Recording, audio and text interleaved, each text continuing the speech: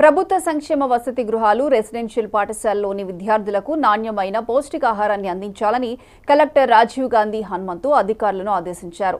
విద్యార్థులు చక్కగా చదువుకొని భవిష్యత్తులో ఉన్నత స్థాయిని అధిరోహించేలా హాస్టళ్లు, గురుకులాల్లో అన్ని వసతులతో కూడిన ఆహ్లాదకరమైన వాతావరణం అందుబాటులో ఉండేలా చూడాలన్నారు.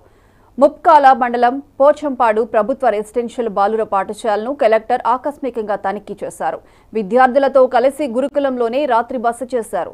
ఆదివారం వేకువజామున విద్యార్థుల రోల్ కాల్ను పరిశీలించారు. విద్యార్థుల కోసం తెచ్చిన పాల నాణ్యతను కలెక్టర్ తనిఖీ చేశారు.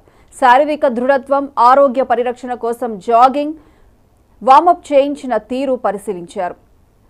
ఖోఖో ఆడేందుకు సిద్ధమైన విద్యార్థులను కలెక్టర్ పరిచయం చేసుకుని వారి ఆటను ఆసక్తిగా తిలకించారు. పలు సదుపాయాలు లేకపోవడాన్ని గమనించిన కలెక్టర్ సంబంధిత రాష్ట్ర స్థాయి అధికారులతో మాట్లాడి వాటిని సమకూర్చేలా చూస్తానని హామీ ఇచ్చారు. కలెక్టర్ వెంట పాఠశాల ప్రిన్సిపాల్ సురేందర్, ఉపాధ్యాయులు ఉన్నారు.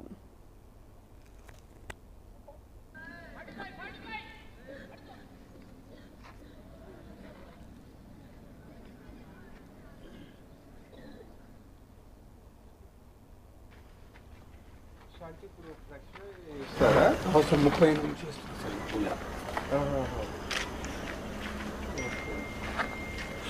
అంటే మీరు ప్రతిరోజు వస్తారా? 2 రోజులకు వస్తారు? ఒకరోజు మీరు ఎక్కడి నుంచి? నిర్మల్ నుంచి సార్, మాకు తోటలో కూడా వెళ్తుంది సార్. నిర్మల్ నుంచి తెచ్చిస్తారు.